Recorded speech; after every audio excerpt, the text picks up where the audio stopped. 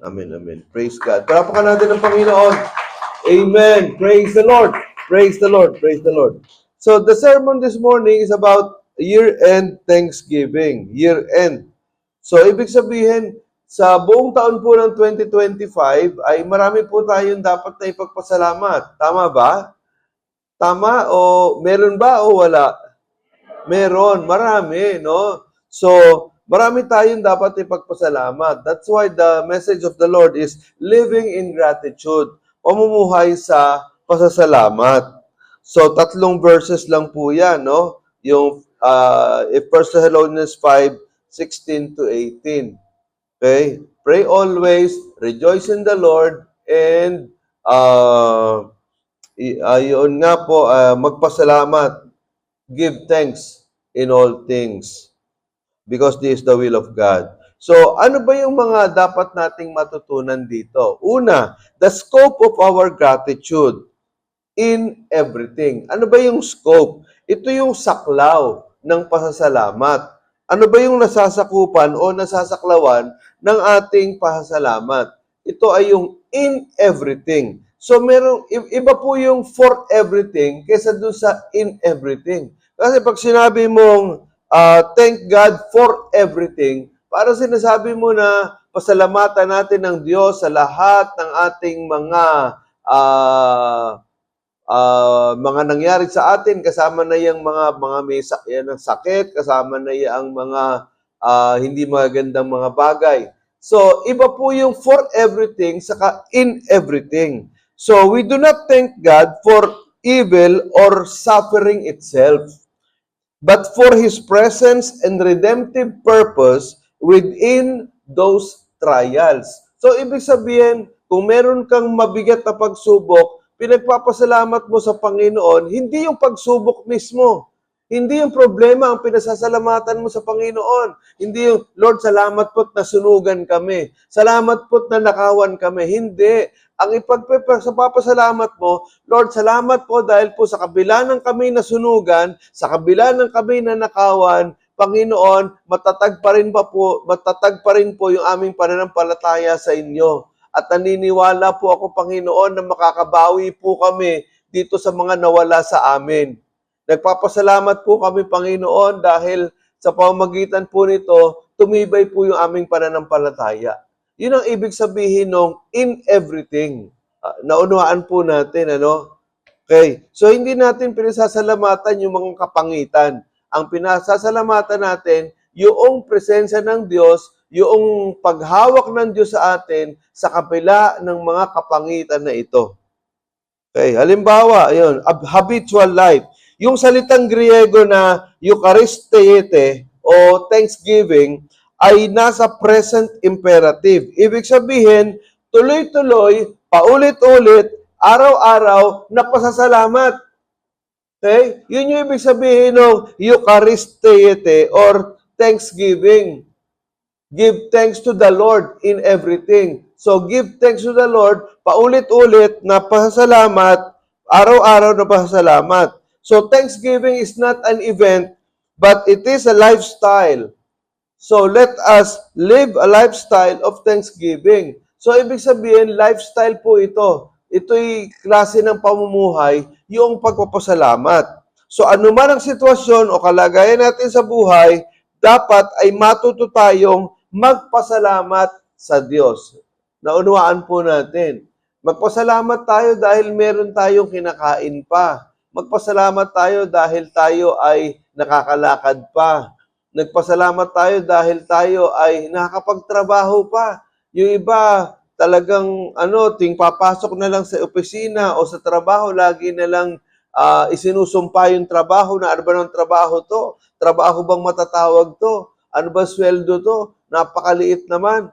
So magpasalamat tayo kahit maliit may sweldo. Samantalang yung iba, wala kahit piso, walang sinusweldo.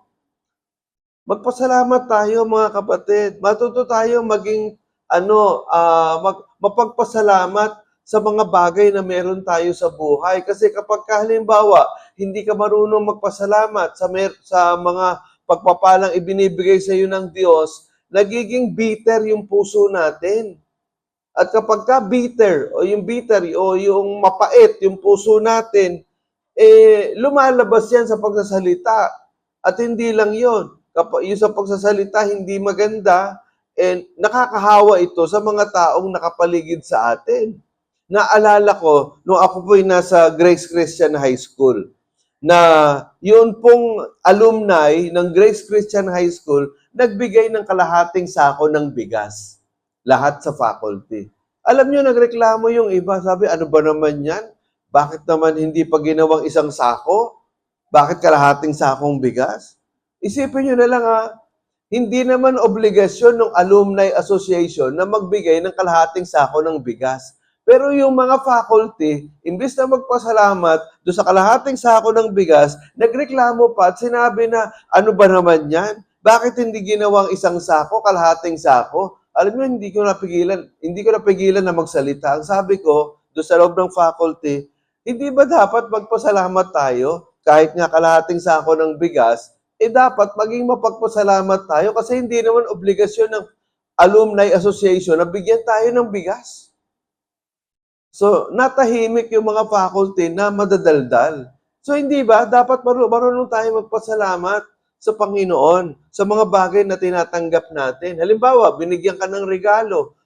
Halimbawa, sabihin natin na, hindi ba, ano ba yung pinaka-common na regalo sa Pasko? Ano? Mug. Di ba? Mug. Ano pa? Kalendaryo. Ano pa?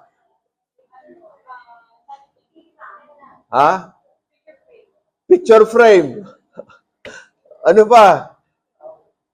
Towel. Yung iba sabi, ano ba naman itong towel na to?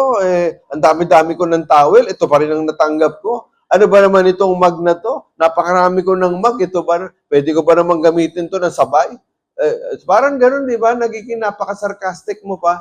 Imbis na magpasalamat ka at may nagregalo sa iyo at nakaalala sa iyo, masama pa loob mo. Naunawaan natin. Dapat magpasalamat ka. Kahit ba sabihin natin na isang panyo lang yan na binigay sa iyo, magpasalamat ka. Naunawaan natin. Dahil naalala ka nung tao na nagbigay sa iyo. Naunawaan po ninyo na sabihin natin na ano ba naman yan? Bakit face towel ay binigay sa akin? Isipin ninyo kung ilang kayo dito na binigyan kayo ng face towel. I-multiply mo yun, halimbawa, isang face towel halagang 50 pesos. 100 kayo dito na pinagbibigyan niyo ng isang face towel. Isipin mo na lang kung magkano yon. Naintindihan nyo ba? So, dapat magpasalamat tayo. Okay? Ano man ang sitwasyon o kalagayan natin sa buhay, dapat ay matuto tayong magpasalamat sa Diyos. Amen ba? Amen. Okay. Kasi kapag ikaw marunong ka magpasalamat, ang langit, ang biyaya ng langit, patuloy tumutuloy Pero kapag ikaw, lagi kang yung bitter or yung mareklamo ka, hindi ba sa palagay mo natutuwa si Lord sa'yo? Hindi natutuwa ang Panginoon sa'yo kasi masyado kang mareklamo Yung mga taong mareklamo, magaan bang kasama sa buhay? Hindi, di ba? Mabigat kasama sa buhay yung mga taong mareklamo. Yung bang sa maliit na bagay, ano ba naman yan? Ano ba naman ito? Ano ba naman yan? Hindi ba parang nakaka-offend naman yun na ano ba namang klaseng tao to? Lahat na lang ng kamalian nakikita. Hindi na lang matutong magpasalamat. Kaya ang tendency niyan, lalayuan mo yung tao. Hindi ba? Kapag ikaw, hindi ka marunong magpasalamat, mareklamo ka, nilalayuan ka ng mga tao. Ito si George Mueller, madalas ko itong mabanggit sa inyo. 100 years ago, mga kapatid, ito po ay tinawag na Father of 10,000 Orphans sa England. Kasi sa England po, nung panahon na yon, marami po ay orphans o mga ulila. Kaya itong si George Mueller, kinausap siya ng Panginoon na alagaan yung mga orphans. Imaginein mo, more than 10,000 orphans ang inaalagaan ni George Mueller. At hindi siya multimillionaire. Ordinaryong tao lang si George Mueller. Pero paano niyang napapakain itong more than 10,000 orphans na ito? sa pamamagitan ng pananalangin. At minsan daw po, at ito ay totoong pangyayari, isang umaga, itong mga batang ito, more than 10,000, nakaupo sa mesa, nakaharap sa mesa, pero walang almusal.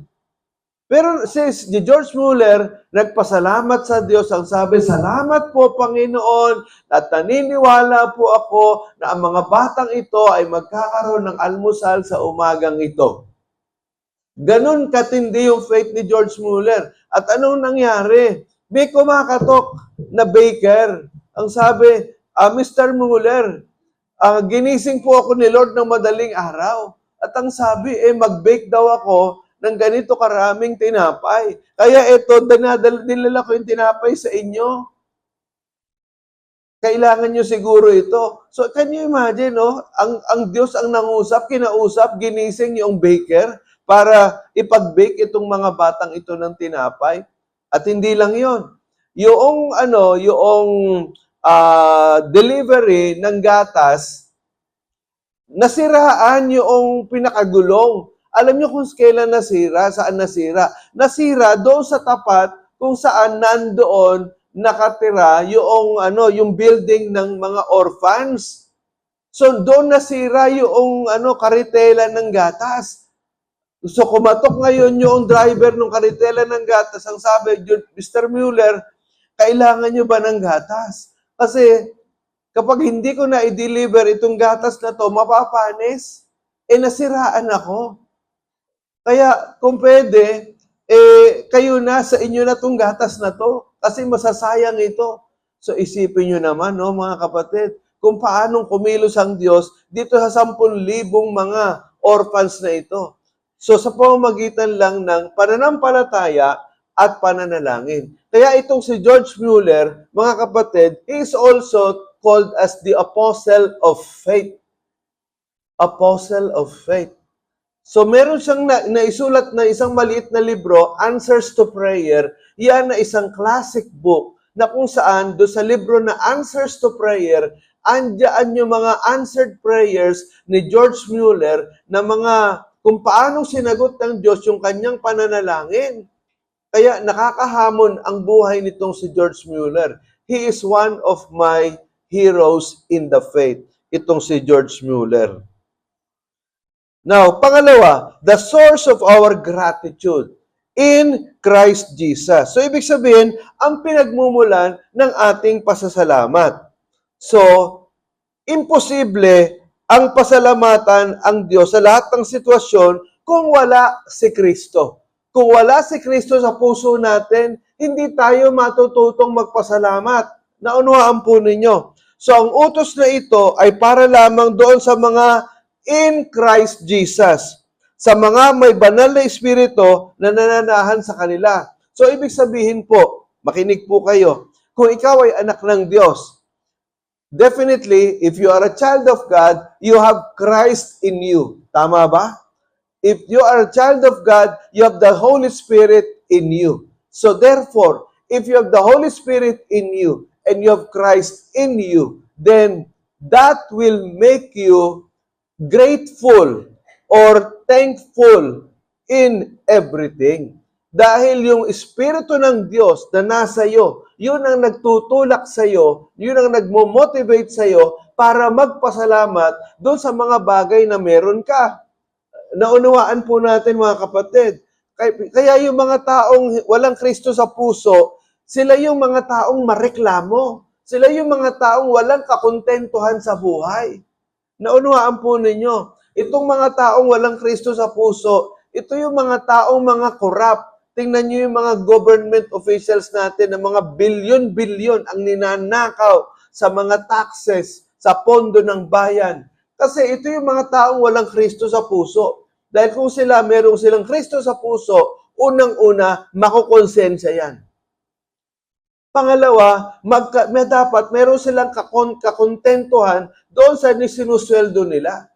Naunawaan po natin. Kaya napakahalaga, mga kapatid, na yung ating mga government officials, ipag-pray natin na sila ay maborn again, magkaroon ng Kristo sa puso, at manahan ng banal na Espiritu sa kanila para tigilan na nila yung corruption sa gobyerno.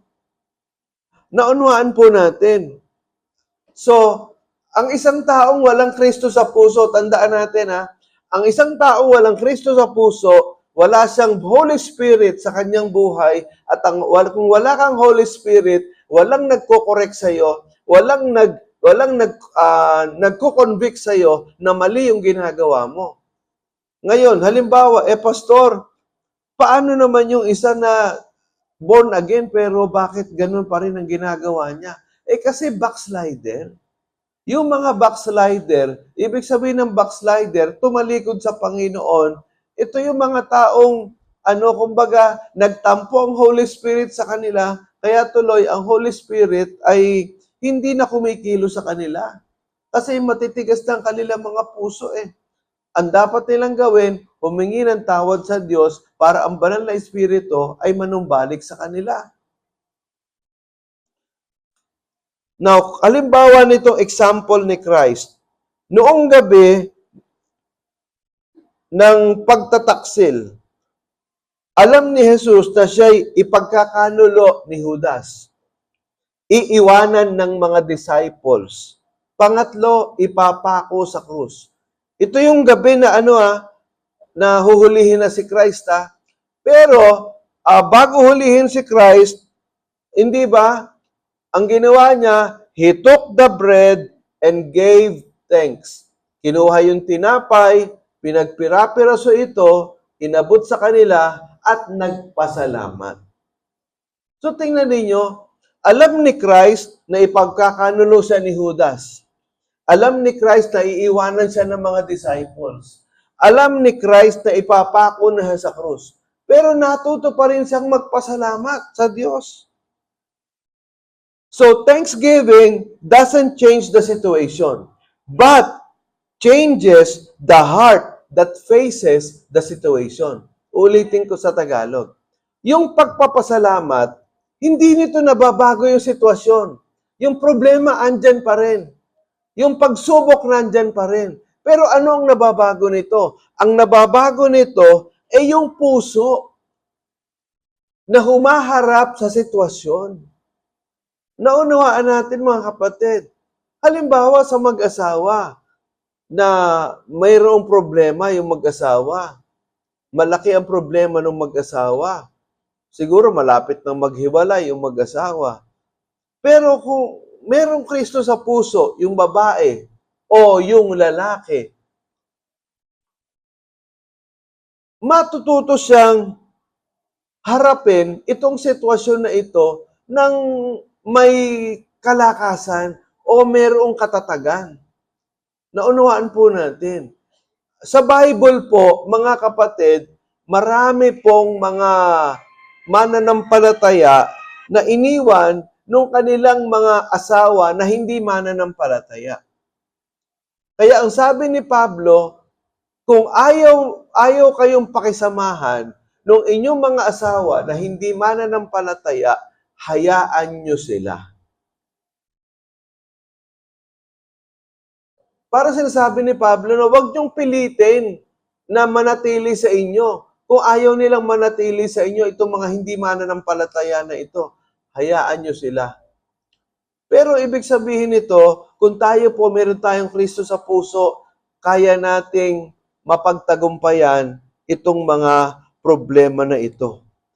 Thanksgiving is an attitude that springs from intimacy with Christ. Ulitin ko. Thanksgiving is an attitude that springs from intimacy with Christ. Yung pasasalamat, ito ay isang attitude o isang ugali na nakukuha natin kung tayo ay malapit sa Panginoong Hesukristo. Kung ikaw, malayo ka sa Panginoon, ang relasyon mo sa Diyos ay hindi matibay, hindi malapit, hindi ka matututong maging mapagpasalamat. So, people who always find something wrong with anything have a heart that is not intimate with Christ. Ibig ko sabihin, Naniniwala ba kayo merong mga tao na laging nakikita yung mali sa isang bagay? Yung bang mapaghanap ng mali, meron ba mga taong ganon? Meron? Meron o wala? Meron o wala? Marami, konti. Di ba yung bang lagi na lang nakikita yung mali doon sa isang bagay. Lagi na lang mareklamo, puro reklamo, mareklamo. So kasi, itong mga taong ito yung mga taong hindi sila intimate sa Panginoon. Maaaring sabihin na, Pastor, nagdidibo naman yun ah. Oo nga, nagdidibo. Pero yung dinidibo niya, yung kanyang pagbabasa ng Bible, ritual. Hindi ito pumapasok sa puso. Pero dahil kung ito'y pumapasok sa puso, matututo ka na maging mapagpasalamat. Hindi mo nakikita yung, kumbaga, although I'm not saying na yung bang wag na nating i-improve yung mga pagkukulang o wag nating itama yung mga mali. Hindi yun ang ibig ko sabihin Ibig ko sabihin na wag mong hanapan ng mali yung isang bagay.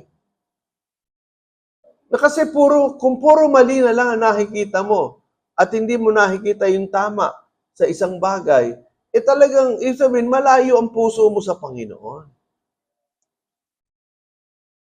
Now, pangatlo, the status of our gratitude o ang katayuan ng pasasalamat. This is God's will. So, ibig sabihin, kalooban pala ng Diyos na tayo ay maging mapagpasalamat. So, simulan natin yung sa verses 15, 16, 17. Doon sa binasa natin, sabi doon, rejoice in the Lord always. Pray always.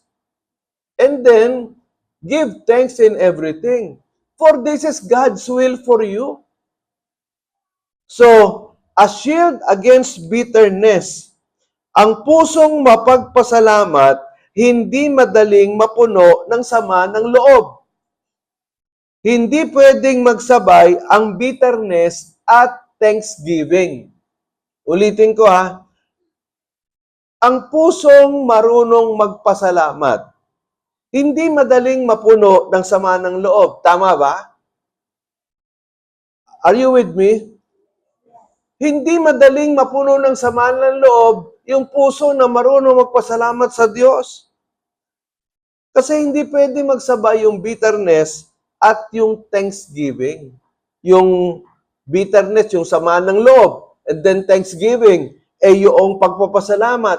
Hindi pwedeng sabayan na nasa puso natin na masama ang loob mo na nagpapasalamat. Pwede ba yon? Masama ang loob na nagpapasalamat? Pwede. Walang gano'n, di ba? Walang masama ang loob na nagpapasalamat. Either masama ang loob mo o nagpapasalamat ka. Naunawaan natin, mga kapatid. Okay? So, meron akong nakita dito na quotation, thank you, God, for the blessings that come in the form of challenges, for they shape my strength and character, revealing your wisdom and care in my growth. So sa Tagalog, salamat Panginoon sa mga pagpapala na nakukuha ko sa mga anyo ng mga pagsubok. Dahil ito ang humuhulma sa aking kalakasan at sa aking karakter o pagkatao. Na inilalabas nito yung iyong katalinuhan at pag-iingat sa aking paglago. So mga kapatid, yung mga challenges, yung mga pagsubok sa buhay natin, ito'y ginagamit ng Diyos para iayos yung mga buhay natin. Ito mga kapatid,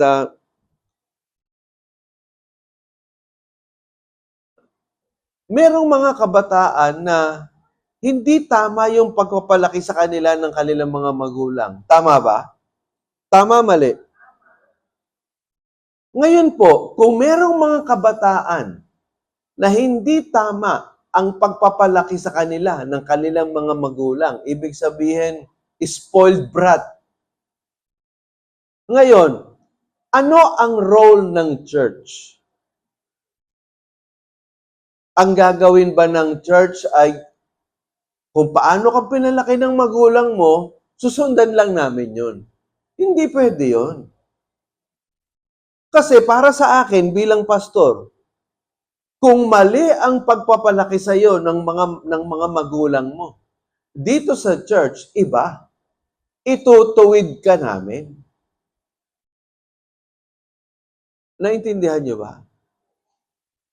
Dito sa church, because we have discipleship, sa discipleship, maitutuwid ang maling pagpapalaki sa iyo ng magulang mo.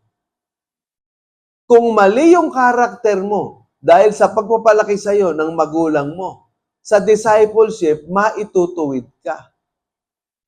Naunawaan po natin. At yung mga challenges na binibigay sa atin ng Panginoon, yaan ay instrumento ng Diyos para ituwid yung mga maling pagpapalaki sa atin ng ating mga magulang. Naunawaan po ninyo. So, kaya mahalaga po, mga kapatid, na tayo ay nag-i-involve sa discipleship sa church. Dahil sa discipleship, na itutuwid tayo. Ngayon, yung iba ayaw magpa-disciple. Wala tayong magagawa doon. Alam niyo yung mga taong ayaw magpa-disciple, yung mga kabataang ayaw magpa-disciple, yung mga kabataan na ayaw sumunod sa discipleship, maghintay sila sa palo ng Diyos. Kasi sigurado, papaluin ng Diyos yan. Siguradong yung parusa ng Diyos, ibibigay sa kanila ng Panginoon. Kasi ayaw nilang sumunod sa pagtutuwid ng Diyos. Kapag yung mga kabataan o kung sino man na ayaw sumunod sa pagtutuwid ng Diyos, ang susunod dyan, pagpapalo na ng Diyos. Kaya kung ayaw mo magpatuwid, humanda ka sa palo ng Diyos. Naunawaan po natin. So, your plans for my life are greater than I can imagine. Do you believe that the plans of God are greater than you can imagine for yourself? Ibig sabihin, yung plano ng Diyos napakaganda. Maaaring hindi mo maunawaan yung plano ng Diyos, pero sumunod ka lang, magtiwala ka lang, at sa bandang huli, magpapasalamat ka at sasabihin mo, Lord, salamat po, dahil napakaganda pala ng plano mo sa buhay ko. Hindi ko akalain na ganito kaganda yung plano mo sa buhay ko. Naunawaan po ninyo. Halimbawa sa akin, na nung ako po'y, halimbawa, nasipa ako sa Conservative Baptist Church. Masamang-masama ang loob ko noon. Nung ako'y nasipa sa sa Conservative Baptist Church. Masamang-masama ang loob ko. Actually, gusto ko na nga mag-resign sa sa pagpapastor. Sabi ko, walang kwenta yung walang akong kwentang pastor. Sabi ko, hindi ako tinawag para magpastor. Nung ako'y nasipa sa Conservative Baptist Church. Pero alam po ninyo, naka-recover ako eh. Ang sabi ko, Lord, tulungan niyo po ako, maka-recover ako. Nung naka-recover ako, itinayo ko yung Christ for the World Mission. At yung Christ for the World Mission, napalitan, naging Freedom in Jesus Church. At yung Freedom in Jesus Church na affiliate, naging Crossworld Valenzuela. So isipin nyo na lang, kung ako ay hindi nasipa sa Conservative Baptist Church, hindi tayo magkikita. Naintindihan nyo ba? At ngayon, tanungin nyo, nasaan na yung Conservative Baptist Church na sumipa sa akin? Alam niyo, nakakalungkot ang nangyari. Naging family church na lang. Kumbaga, sasampu na lang ang uma-attend sa kanila. At walang pastor na tumatagal sa kanila. Palipat-lipat sila ng lugar. Alam ko po yun. Kasi yung ahente ng ating Travis, doon siya uma-attend. At siya ang nagsabi sa akin na family church na lang po kami. Parang sasampu na lang po ang uma-attend. Naunawaan po ninyo. Samantalang nung sinipa nila ako, yung Conservative Baptist Church na iniwan ko na yon, nasa 90 ang uma-attend doon. At ang aming offering nasa 30,000. That was year 2000. Can you imagine? 25 years ago. Ang membership namin nasa 90. Ang monthly offering namin nasa 30,000. 25 years ago. Malaki yun. So, nagpapasalamat ako sa Panginoon na nasipa ako sa Conservative Baptist Church. Dahil kung hindi ako nasipa doon, wala itong Crossroad Valenzuela. Hindi tayo magkikita-kita. Naintindihan nyo ba? Palakpakan natin ang Panginoon. Kaya dapat maging pasalamat tayo. Ito pa. Alam nyo naman na ako pag graduate ako sa UE. Alam nyo yan. Pero hindi ako nagsimula sa UE. Nagsimula ako sa Mapua. Pero kick out din ako ng Mapua. Tingnan nyo naman, ang bihira ang buhay ko. Lagi nila ako nakikick out. Kick out din ako ng Mapua. Nung na-kick out ako ng Mapua noong 1983, napakasama ng loob ko. Isang linggo, hindi ako lumabas ng bahay. Yun yung time na kaboborn again ko lang. So, grabe yung pagsubok na dumating sa buhay ko. Na gusto ko nang mag-backslide. Isang linggo, nakatingin ako sa kisame. Ayoko lumabas ng bahay, hiyang-hiya ako. Na na-kick out ako sa Mapua. Hindi ko maipaliwanag. Ano explain ko doon sa mga kakilala ko na kick out ako. Talagang ang bigat-bigat ng dibdib ko. Nag-enroll ako sa UE, ang bigat-bigat ng dibdib ko. Sabi ko, ba't ako nandito sa UE? Ang pangarap ko sa Mapua makagraduate. Pero alam nyo, hindi kalooban ng Diyos makagraduate ako sa Mapua. Ang kalooban ng Diyos, sa UE ako makagraduate. Dahil nung nag-aral ako sa UE, ang dami kong natutunan when it comes to spiritual character, doon hinubog ng Diyos yung aking spiritual life. At doon ako nagkaroon ng mga divine connection. Doon ako nagkaroon ng maraming kaibigan na hanggang ngayon kaibigan ko pa rin. At kung uugatin ko, doon talaga nagkatugma-tugma yung mga pangyayari sa buhay ko.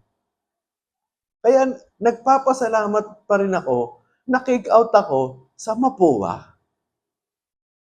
Naintindihan niyo ba? Pero nung simula, hindi ako makapagpasalamat.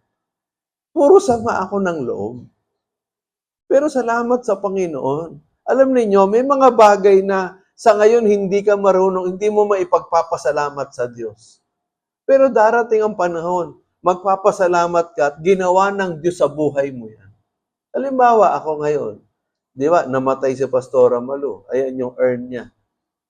Hindi ko magawang makapagpasalamat eh. Na, Lord, salamat po at kinuha mo si Pastora Malu sa buhay ko. Hindi ko magawa yun. Hanggang ngayon. Hanggang ngayon, hindi ko matingnan yung picture ni Pastora Malu kasi naiiyak ako. Hindi ko magawang makapagpasalamat. Pero alam ko, darating ang panahon na matututo ako magpasalamat. At ngayon, ang ipinagpapasalamat ko sa Panginoon, salamat Lord, dahil binigyan mo ako ng lakas ng loob. Pinatatag mo yung aking pananampalataya. na sa kabila nung pagkawala ni Pastora Malu, andito pa rin ako, matibay pa rin, nagpapakatatag pa rin, na mangaral ng iyong mga salita at nagpapastor pa rin ako. So, yun ang pinagpapasalamat ko sa Panginoon. Hindi ko pinagpapasalamat na namatay si Pastora Malu. Hindi ko pinagpapasalamat na kinuha niya agad sa akin ni Lord si Pastora Malu. Ang pinagpapasalamat ko, matatag pa rin ako, matibay pa rin yung faith ko sa kabila ng nawala yung asawa ko. Naunahan po ninyo. So, in Luke chapter 7, verses 19 to 11, no? Ito po, mga kapatid, no? Basahin nga natin, yung malinilaw ang mata. Now on his way to Jerusalem, Jesus traveled along the border between Samaria and Galilee. As he was going into the village, 10 men who had leprosy met him. They stood at a distance and called out in loud voice, Jesus, Master, have pity on us! When he saw them, he said, Go, show yourselves to the priests. And as they went, they were cleansed. One of them, when he saw he was healed, came back, praising God in a loud voice. He threw himself at Jesus' feet and thanked him, and he was a Samaritan. Jesus asked, Were not all 10 cleansed? Where are the other 9? Was no one found to return and give praise to God except this foreigner? Then he said to him, Rise and go, your faith has made you well. So in other words, yung 10 ketongin na yung siyam doon ay Israelita, yung isa Samaritano. So, sumigaw sila, Panginoon, pagalingin mo kami! Ang sabi ng Panginoon, o sige, pumunta kayo doon sa pare at maglinis kayo para kayo ay gumaling. So habang naglalakad sila papunta doon sa pare, nakita nila yung mga sarili nila unti-unti gumagaling. Nawawala yung ketong. Nung panahon na yun, yung ketong yan? Death sentence yan. Pag may ketong ka, talagang mamamatay ka. So, what happened? Yung isang Samaritano, yun lang ang bumalik sa Panginoon para magpasalamat. Isipin nyo na lang. Kaya sabi ng Panginoon, hindi ba 10 kayo na pinagaling ko? Bakit? Nasaan yung siyam? Tingnan ninyo, ha? Ang Panginoon pala naghihintay ng pasasalamat. Hinihintay pala niya na yung 10 pinagaling niya bumalik at magpasalamat. Kasi hinahanap niya eh. Bakit nag-iisa ka lang na bumalik na nagpapasalamat? Asan yung siyam? Hindi ba 10 kayo? Naintindihan nyo? So, ibig sabihin, ang Panginoon, naghihintay siya ng mga taong magpapasalamat sa Kanya. Now, why did only one cleansed leper return to thank Jesus? So, the following are 9 suggested reasons why the 9 did not return. Pero meron pong nagsulat na meron daw dahilan kung bakit yung siyam siguro hindi bumalik. Halimbawa, number 1, one waited to see if the cure was real. Isa, siguro naghihintay na yung kagalingan kaya niya ay totoo. Kaya hindi siya bumalik agad kasi hinihintay niya kung talagang totoo yung pagkagaling niya. Pangalawa, one waited to see if it would last. Inihintay niya kung yung kagalingan niya tatagal. Baka mamaya good for 1 day lang. At pag after 1 day, bumalik na naman yung ketong niya. Pangatlo, one said he would see Jesus later or saka na ako magpapasalamat. Pangapat, one decided that he had never had leprosy. O tingnan niyo, sabi, wala naman akong ketong eh. Akala ko lang may ketong ako, pero wala naman pala. Yun dahilan ng isa. Ang sabi ng panlima, one said he would gotten well anyway. So, gagaling din naman ako. Kahit naman hindi ako pinagaling ni Jesus, gagaling din naman ako. Yung pang-anim, one gave the glory to the priest. Nagpasalamat do sa pare, hindi kay Jesus. Dahil sabi ng Panginoon, pumunta kayo doon sa pare. Pampito, One said, "Oh well, Jesus didn't really do anything." Wala namang ginawa si Jesus sa akin. Hindi naman siguro siya yung nagpagaling sa akin. Pangwalo, one said, "Any rabbi could have done it." Kahit sino pwedeng magpagaling. Nagkataon lang na si Jesus yung nilapitan natin. Pangsyam, one said, "I was already much improved." Or, papagaling na ako nung lumapit tayo kay Jesus. So, tingnan ninyo, no, kung ano-ano mga kadahilanan, kung ano-anong mga pinagtahi-tahi ng mga kasinungalingan para lang hindi sila magpasalamat kay Jesus. So, mga kapatid, sana matuto tayong magpasalamat sa Panginoon, hindi yung gumagawa tayo ng dahilan para hindi tayo matutong magpasalamat sa Lord. Now, ano yung God's will dito na sinabi? Na this is God's will for you. Ano yung God's will for you? So, in-identify ni Paul yung kalooban ng Diyos dito sa verses 16 to 18. To rejoice always, verse 16. Pray without ceasing, verse 17. Give thanks in everything, verse 18. So, ibig sabihin, ang kalooban ng Panginoon, magpasalamat tayong lagi. Isabihin, tayo ay maging masaya sa lahat ng panahon. Tayo ay matutong manalangin ng walang patid at magpasalamat sa Diyos sa lahat ng bagay. That is the will of God for us. Now, in life application, una, rename your year. Ibig sabihin, don't say, this is the year of failure, but year of learning. Huwag mo sabihin na, ayun, 2025, ano yan eh? Year of failure yan eh. Year of losses. Huwag mo sabihin yung ganon. Kumbaga, palitan mo. That is, to year 2025 is a year of learning for me. Gawin mong positive.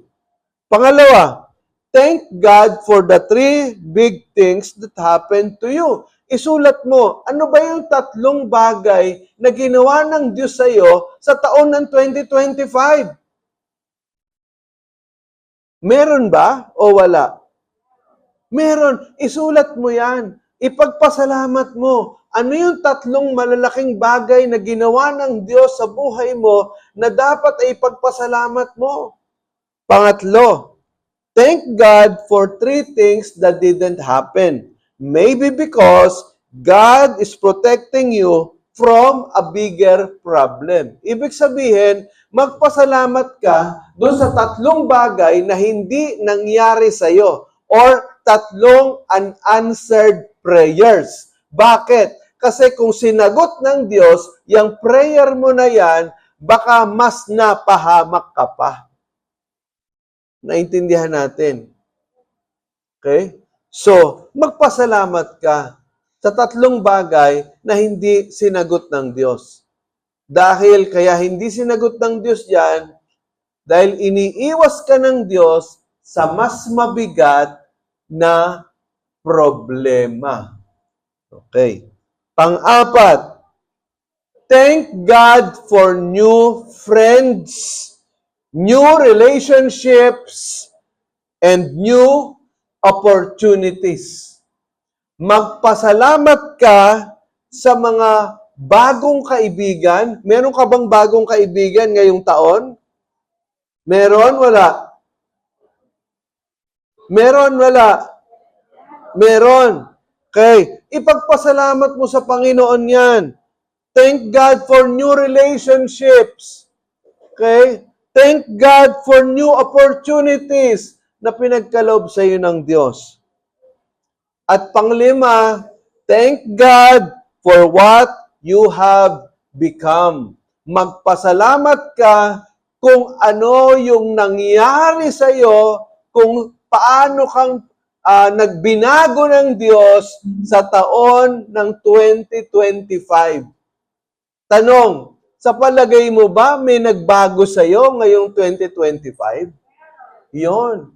Ipagpasalamat mo sa Diyos yan. dahil may pagbabagong nangyari sa iyo noong 2025. Naunawaan natin mga kapatid.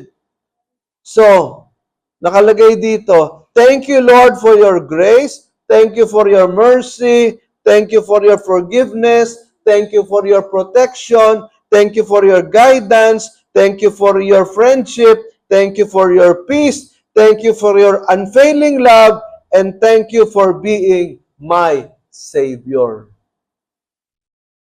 Now, in conclusion, Salmo 103, talatang 1, 1-5. Basahin po natin. 1, 2, 3. Pupurihin ko ang Panginoon. Buong buhay kong pupurihin ang kanyang kabanalan. Pupurihin ko ang Panginoon at hindi kalilimutan ang kanyang kabutihan. Pinatatawad niya ang lahat kong kasalanan at pinagagaling ang lahat kong karamdaman. Inililigtas niya ako sa kapahamakan at pinagpapala ng kanyang pag-ibig at habag. Pinagkakalooban niya ako ng mga mabubuting bagay habang ako'y nabubuhay. Kaya ako'y parang nasa aking kabataan at malakas tulad ng agila. Praise the Lord. Palakpakan natin ang Panginoon. Purihin ang Diyos. Amen, amen, amen. Let us pray. Salamat po, Panginoon, sa taon ng 2025.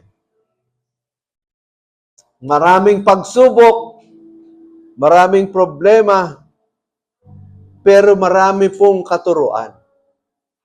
Marami pong nabago sa buhay namin. Salamat po, Panginoon, na sa kabila ng mga matitinding mga pagsubok, matatag pa rin kaming nakatayo.